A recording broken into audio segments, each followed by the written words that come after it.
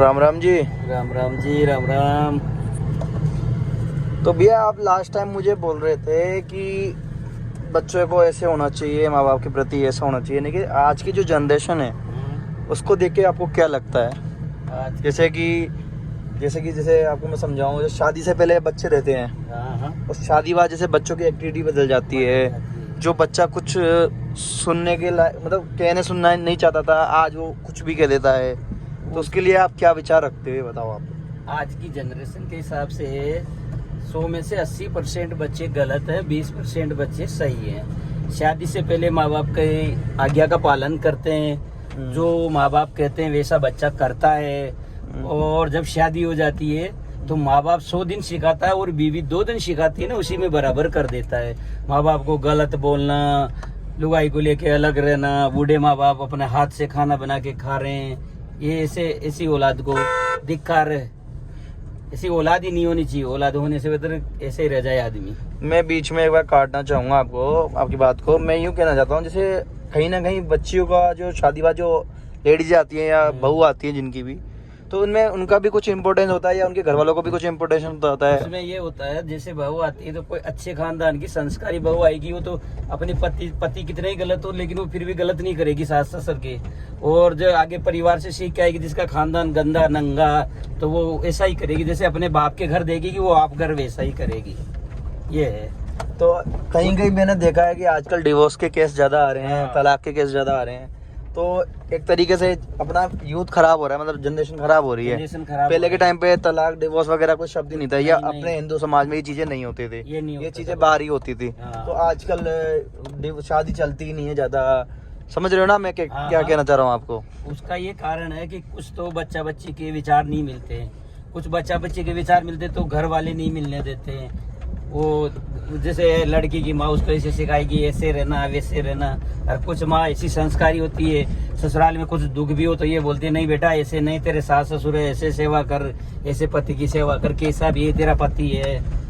संस्कार का फर्क होता है। तो आपका क्या मानना है, मतलब डिवोर्स होने के पीछे या तलाक होने के पीछे किसका हाथ रहता है? सहन शक्ति है क्या कहीं ना कहीं इसकी चाहिए? आजकल किसी को सहन नहीं है, मतलब सहन नहीं है। आजकल गरमाई कितनी है, किसी को एक दूसरे को किसी की बात सुनने को तैयार ही नहीं है। एक शब्द बोले तो 4 शब्द सुनाता है। पहले का आदमी है ना, बड़ा कोई, अब जैसे मैं तेरे से बड़ा हूँ तो मैं कुछ तेरे को 2 शब्द बोल दिया तो दोबारा रिप्लाई नहीं करेगा, जवाब नहीं देगा। आजकल का तो छोटा सा बच्चा जवाब दे देता है, तुम होते कौन है, तुम क्या है, ऐसे पहले कहते नहीं थे। अच्छा, तो लेकिन ये मैं खुद पे भी अमल करता हूँ। जैसे कि मेरे को भी इतना नहीं है सहन सकते, लेकिन मैं जैसे गुस्से में भी किसी को कुछ कह दूँ, मेरे बड़े को, तो मुझे बाद में रियलाइज हो जाता है कि हाँ भाई मैंने गलत बोला। तो ये चीज़ें क्यों हो रही है, मतलब क्यों हो रहा है ऐसे, मतलब ये ऐसा क्यों होता जा रहा है? वैसे अपन गलत भी कह रहे हैं, फिर बाद में हमको लग रहा है कि यार अपन ने गलत कह दिया सामने वाले को। तो वो कंट्रोल नहीं हो रहा है ना। कंट्रोल रखिए, गलत मत बोलो बड़ों को। बड़े हैं कुछ भी नहीं, बड़ों को बड़े बोलेंगे तो सही के लिए बोलेंगे, खराब के लिए तो बोलेंगे नहीं। जैसे भले ही घर वाले कई जगह गलत है, तो अपन उनको गलत साबित नहीं कर सकते। अगर वो कह भी रहे हैं तो चलो अपने अच्छे के लिए कह रहे हैं, उनके तजुर्बे से कह रहे हैं। वो गलत है तो उनको तरीके से समझाओ, भाई ये आपकी बात ऐसे गलत है, बात ऐसे सही होनी चाहिए। उसके अंदर शांति रखो, गुस्सा मत करो।